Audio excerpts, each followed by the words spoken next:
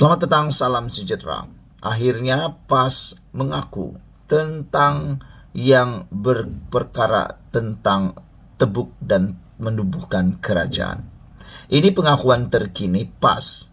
PAS akhirnya mengatakan boleh bersabar dan tidak percaya budaya shopping untuk tubuh kerajaan. Itu yang dinyatakan oleh Hadiawang. Jadi ini adalah pendirian PAS. PAS kata mereka boleh sabar, tak perlu dan tak percaya budaya shopping untuk tubuh kerajaan. Presiden PAS Hadiawang berkata partinya sedia menunggu perubahan kerajaan melalui proses demokrasi dan raja berperlembagaan.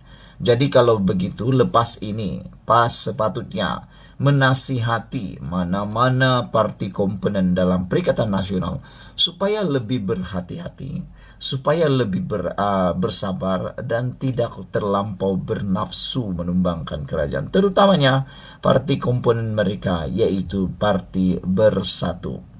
PAS patut memberi nasihat, jangan lagi cuba-cuba buat apa-apa tebuk atap, termasuklah menasihati Sanusi Maknor yang baru-baru ini turut menyatakan bahwa dia tahu bila waktu kerajaan akan tumbang dan dia juga mengatakan ada rancangan langkah Cokit walaupun sudah disanggah oleh seorang pemimpin dalam Perikatan Nasional bahwa itu hanya satu gurauan, tapi perkara itu adalah perkara yang bukan main-main.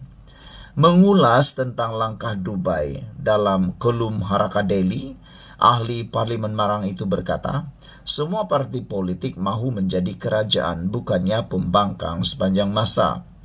Pihak kerajaan pula tetap akan mempertahankan kedudukannya. Dalam sistem demokrasi, perubahan dilakukan rakyat secara langsung melalui pilihan raya atau wakil rakyat yang dipilih, mengadakan undi tidak percaya di parlimen atau melalui akuan bersumpah yang mencukupi jumlahnya untuk membuktikan Perdana Menteri kekurangan sokongan. Spekulasi langkah Dubai timbul minggu lalu susulan perbincangan didakwa antara pemimpin pembangkang dan wakil kerajaan tertentu ketika lawatan ke Emiria Arab Bersatu baru-baru ini. Pertemuan itu didakwa bertujuan membahagikan tugas kepada ejen untuk mengenal pasti ahli parlimen yang boleh menukar sokongan mereka kepada pembangkang dan membentuk kerajaan baru. Pemimpin kerajaan termasuk timbalan Perdana Menteri Zahid Hamidi dan Fadila Yusuf menolak langkah Dubai dengan berkata, usaha menggulingkan kerajaan perpaduan membuang masa. Hadi berkata, PAS dan sekutunya dalam Perikatan Nasional tidak percaya kepada budaya shopping sokongan ahli parlimen menggunakan uang atau janji, sebaliknya mengamalkan politik demokrasi sebenar. Katanya, PAS terus bersabar sejak ditubuhkan pada 1951, walaupun hanya dengan satu kerusi dan terus beristiqomah dalam semua keadaan. Bagaimanapun PAS tetap bersedia dan berusaha menunggu perubahan kerajaan melalui proses demokrasi dan raja berperlembagaan, katanya sambil mengkritik kerajaan yang didakwa gagal menunaikan janji dan mentadbir dengan lancar. Namun, beberapa komen daripada netizen mengatakan, mereka kata kerajaan terdahulu sebelum ini adalah lebih gagal kata mereka lagi. Sekian dulu untuk kali ini. Jangan lupa tinggalkan komen Anda, tekan butang subscribe. Kita jumpa lagi. Bye-bye. Selamat petang, salam sejahtera. Terima kasih karena bersama dengan saya di Naziling Unity Channel. Ini peringatan keras kepada Perikatan Nasional dan pembangkang. Nak jatuhkan kerajaan, kali ini jatuhkanlah betul-betul. Jangan sekadar acah-acah saja. Kalau berani, buat dengan lebih serius. Belanjakan duit berbilion kah? Atau apa-apa sekalipun lah. Kalaulah mampu. Ini sekadar janji-janji kosong. Kalau kali pertama mungkin walaupun masih lagi percaya. Kali kedua masih percaya. Tapi kalau sudah kali ketiga dan keempat dan seterusnya, saya percaya sesiapapun orang tidak akan percaya lagi janji-janji yang ditabur oleh sesiapapun kalau udah banyak kali tapi tak jadi-jadi lagi. Ini dengan takabur dan berani dan sombongnya. Ada pula pemimpin Perikatan Nasional yang masih mengaku ada lagi langkah demi langkah demi langkah akan dibuat. Bukankah itu satu perkara yang memalukan diri sendiri? Meludah ke langit kena muka sendiri. Jadi kalau nak jatuhkan kerajaan, jatuhkanlah betul-betul. Cerita mahu menjatuhkan kerajaan nampaknya terus menjadi bualan dan diperkatakan di mana-mana. Di sebalik hayalan, langkah Dubai terbukti telah tersadai di laluan angan-angan. Mentang-mentang untuk berhayal dan berilusi tak perlu bayar sebarang yuran, suka-suka hati pula saja mereka mengoptimumkannya. Kononnya masih ada lagi langkah lain akan digerakkan selepas ini bagi menjatuhkan kerajaan. Kalau Anda masih ingat, beberapa hari yang lepas, Sanusi telah dengan berseloroh atau serius, tak tahu mana satu, dia serius atau tidak, dia cakap-cakap saja atau tidak. Karena kita tahu Sanusi ini suka cakap lepas saja. Dia kata bukan langkah Dubai yang ada, tapi langkah Chowket Road. Tapi saya rasa apapun langkahnya, langkah bulan kah, langkah mayat kah, langkah mati kah, apakah tidak akan ada lagi lah yang berjaya sama sekali. Kononnya masih ada langkah, tapi kita tak percaya lagi. Kadangkala susah juga memikir logik cerita tukar kerajaan ini, kerana jumlah ahli Parlimen Perikatan Nasional yang mewakili blok pembangkang sekarang ini bukannya makin bertambah, tetapi semakin berkurangan. Daripada 74 ahli parlimen yang mereka ada sebelum ini, kini Perikatan Nasional hanya memiliki 69 orang saja lagi, setelah 5 daripadanya mengisytiharkan sokongan terbuka kepada kerajaan Anwar Ibrahim. Kalau daripada 74 tiba-tiba bertambah menjadi 84 atau 90, barangkali bersambung jugalah sel-sel otak untuk menerima logik kerajaan boleh bertukar tangan. Ini tidak. Jumlah mereka makin berkurangan, tetapi nafsu ingin menjatuhkan kerajaan makin meninggi, seolah-olah esok hari pokok pisang hendak ditumbangkan.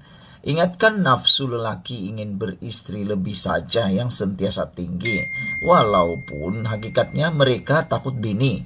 Rupa-rupanya nafsu mahu menjatuhkan kerajaan sudah merampas kedudukan di tempat pertama. Menjatuhkan kerajaan pada hakikatnya bukanlah sesuatu kesalahan.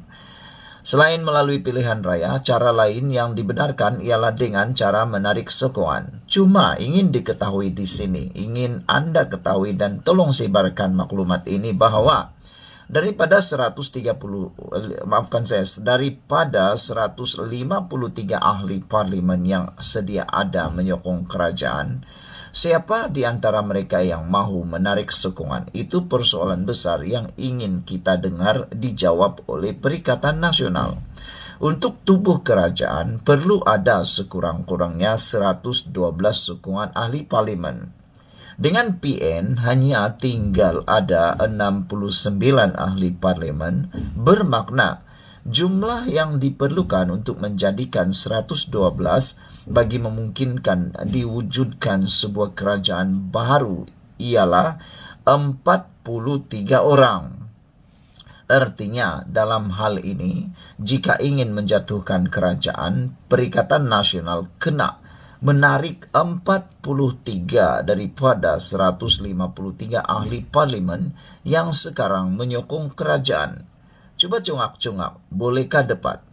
Kalau betul itu boleh, susah juga nak difikir. Kerana Barisan Nasional telah pun membuat akur janji kepada calon-calon pilihan raya, khususnya UMNO, dengan siapa yang tukar sokongan dan didapati bersalah perlu membayar 100 juta ringgit untuk kesalahan tersebut. Kalau ada 30 orang yang meninggalkan sokongan UMNO itu kepada Perikatan Nasional pula, bayangkan 100 juta perlu dibayar untuk seorang. Kalau ada 30 orang, Berapa yang diperlukan? Agak-agak siapa yang sanggup melapor uang sebanyak itu? Nah, itu yang tak logiknya. Coba congak-congak. Benarkah tidak? Sebab itu jika mau menjatuhkan kerajaan, ia bukanlah kerja main-main. Jangan siuk sendiri dan jangan juga memberi harapan palsu kepada para penyokong Anda yang menunggu-nunggu janji demi janji terang bulan yang tak pernah terang-terang. Kalau nak jatuhkan kerajaan, jatuhkanlah betul-betul sehingga ia benar-benar jatuh dan menjadi kenyataan. Kadang-kadang ada seronoknya juga melihat kerajaan jatuh dan bertukar ganti ini. Setidak-tidaknya ada yang kembali kenal rumput di bumi dan tidaklah mereka memanjang mendongak ke langit saja. Jika serius ingin menjatuhkan kerajaan, lihatlah bagaimana UMNO melakukannya kepada Muhyiddin Yassin sebelum ini. Umum tarik sokongan dan Presiden Bersatu itu terus letak jawatan sebagai Perdana Menteri. Buat apa bersembunyi pendirian, duduk macam menyokong kerajaan, tetapi sebenarnya hati ingin menjatuhkan kerajaan. Lagi pula, menarik sokongan bukanlah suatu kesalahan dari segi akta lompat parti, sebagaimana ahli Parlimen Blok Pembangkang juga tidak melakukan kesalahan apabila mengumumkan sokongan kepada kerajaan.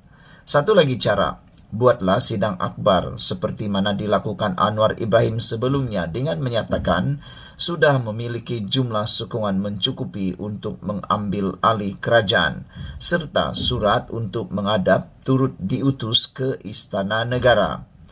Ini asik sibuk dengan langkah itu, langkah ini, malangnya selangkah pun tidak melangkah ke mana-mana. Akhirnya hanya jadi kerja buang masa. Jika pun tidak seperti ungkapan populer mendiang Samiwilu, ini semua kerja orang gila. Saudara-saudara sekalian, ini ditulis oleh sabudinhusin.com. Saudara, apa pula pendapat Anda semua? Benarkah Perikatan Nasional mampu menumbangkan kerajaan dengan cara tepuk atap? Saya tidak percaya sama sekali. Sekian dulu untuk kali ini. Jangan lupa share video ini. Kita jumpa lagi. Bye-bye.